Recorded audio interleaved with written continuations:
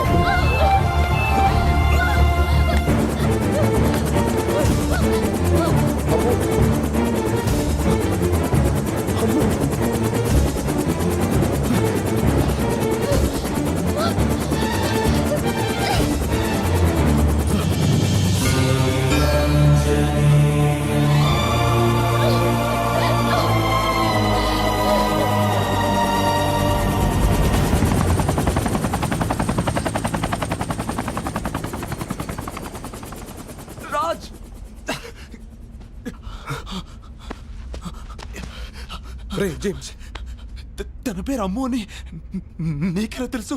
మా అమ్మ నాన్న తప్పించి నన్ను చెర్రీ అని పిలిచేది అమ్ము మాత్రమే. ఈ డాలర్ కూడా తనే ఇచ్చింది.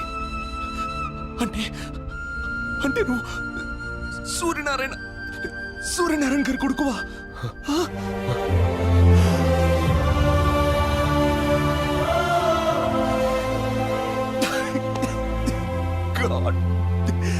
ఉండు, ఒక్క నిమిషం ఉండు.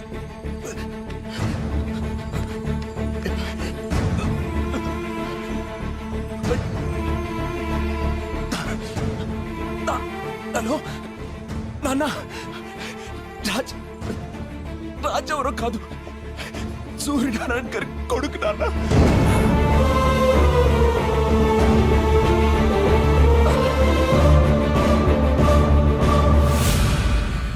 పద, హాస్పిటల్కి వెళ్దాం. ఇప్పుడు నేను బతకడం ఇంపార్టెంట్ కాదు, ఒక నిజం బతకడం ఇంపార్టెంట్, ఒక ఆశయం బతకడం ఇంపార్టెంట్. ఆ రోజు ఊరందరికీ పట్టాలు పంచుతుండగా జరిగింది ప్రమాదం కాదు, ప్రమాదంగా సృష్టించారంతే. మా నూరు రాయదుర్గం. ఆ గ్రామ ప్రజలకి కనిపించిన దైవం సుంకులమ్మ అయితే కనిపించే దేవుడు మీ నాన్న సూర్యనారాయణ. మీ నాన్న రఘుపతి గారు కాలేజ్ రోజుల నుంచి ప్రాణ స్నేహితులు. వారిద్దరి మధ్య ఉన్న స్వచ్ఛమైన స్నేహం వల్ల మీ నాన్న మాట కోసం రఘుపతి గారు తనకున్న 3000 ఎకరాల్ని రాయదుర్గం కూలీలకి కౌలుకిచ్చి వాళ్లకు బతుకుదెరువు చూపించారు. వ్యాపారం కోసం రఘుపతి లండన్ వెళ్ళిపోయాక ఆయన బావమర్ది బళ్ళారికో బంగారం లాంటి నిజం తెలిసింది. సార్, మీ గెస్ట్ చాలా కరెక్ట్. మీరు అనుకున్నట్టు ఈ మట్టి ఈ ఏరియాలోది. ఏ 3000 ఎకరాలైతే రఘుపతి గారు రైతు కూలీలకి కౌలుకిచ్చారో అందులో ఏ గ్రేడ్ ఐరన్ ఓర్ ఉంది. తవ్వి అమ్ముకుంటే ఇంట్లో బాత్రూమ్స్ కూడా బంగారంతో కట్టించుకోవచ్చు. ఈ జనానికి అనుమానం రాకుండా ఉండకోసమే పైన పవర్ ప్రాజెక్టు, కింద మన ప్రాజెక్టు. తవ్వుకున్నోడికి తవ్వుకున్నంత. ఈ ప్రాజెక్ట్ కట్టేది మీ పిల్లలకు ఉద్యోగాలు ఇవ్వడం కోసం, మీ బిడ్డల బతుకులు బంగారం చేయడం కోసమేనని జనాన్ని ఒప్పించారు. ఫ్యాక్టరీ పడిందంటే ఇంకా మన పిల్లల బతుకులు బంగారమే. ఉద్యోగాలు, ఫ్యాక్టరీలు అంతా అబద్ధమని, నేలతల్లి గుండెల్ని తవ్వి ఇనుప ఖనిజం అమ్ముకోవడానికే ఇదంతా ఉపాయమని ఎన్నో విధాలుగా నచ్చచెప్పడానికి ప్రయత్నించారు మీ నాన్న. ఇనప ఖనిజం పడితే మాకేంది, బంగారం పడితే మాకేంది. మా గిన్నెలో ఇంత మొత్త పడాలయ్యా, మా దారిని మమ్మల్ని వదిలేయ్యా. కానీ గొర్రె కసాయవాణ్ణి నమ్మినట్టుగా ప్రజలు బళ్ళారి మాటనే నమ్మారు. ఏందయ్యా ఇది?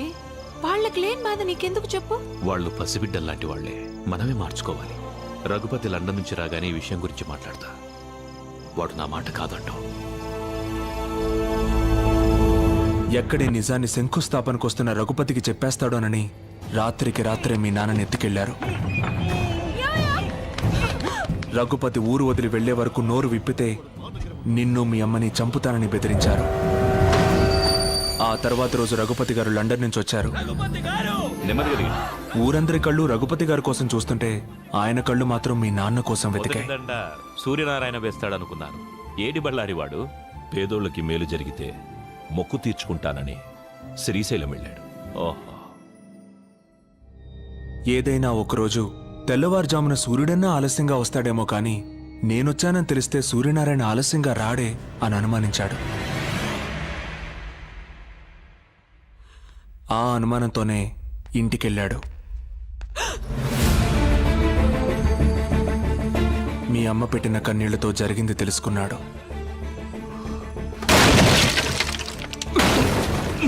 స్నేహితుణ్ణి కాపాడుకొని బళ్ళారికి బుద్ధి చెప్పాలనుకున్నాడు.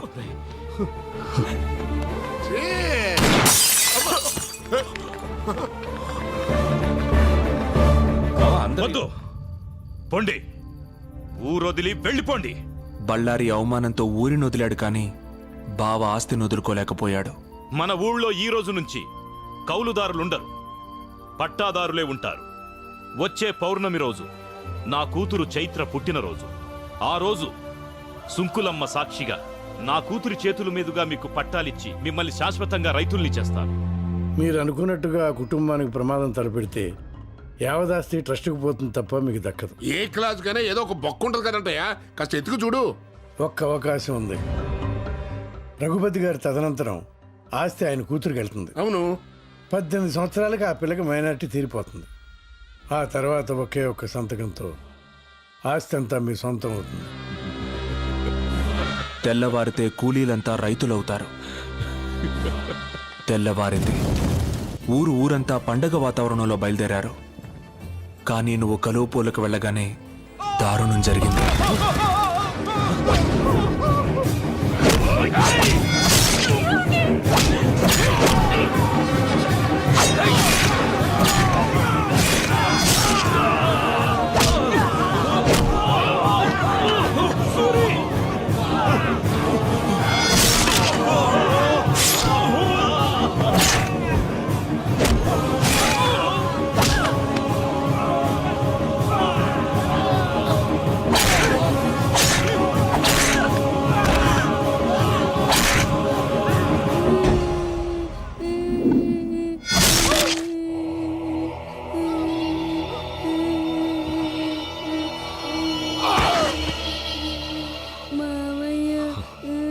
ఈ రోజు నుంచి నేను మావయ్యని కాదు, మీ నాన్నని.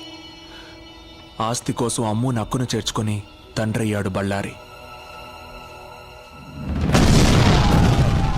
బతికిన వాళ్ళని బెదిరించి బాణాసంచా కాలుస్తుండగా ట్రాన్స్ఫార్మర్ పేలి ప్రమాదం జరిగిందని ఊరిని, పోలీసుల్ని నమ్మించాడు.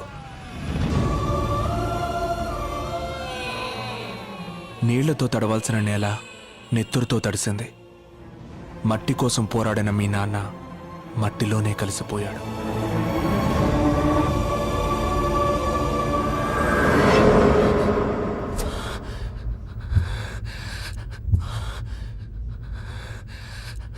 జరిగింది ఇది అని చెప్పడానికి మీ నాన్న లేరు. ఇప్పుడు ఆ అవకాశం నీకొచ్చింది. దేవుడు నన్ను ఎందుకు బతికించాడో ఇప్పుడు అర్థమైంది. ఇదిగో ఆ 3000 ఎకరాల దస్తావేజులు. వెళ్ళు, మీ నాన్న కోరిక నెరవేర్చు. జేమ్స్ హాస్పిటల్కి వెళ్దాం పదా.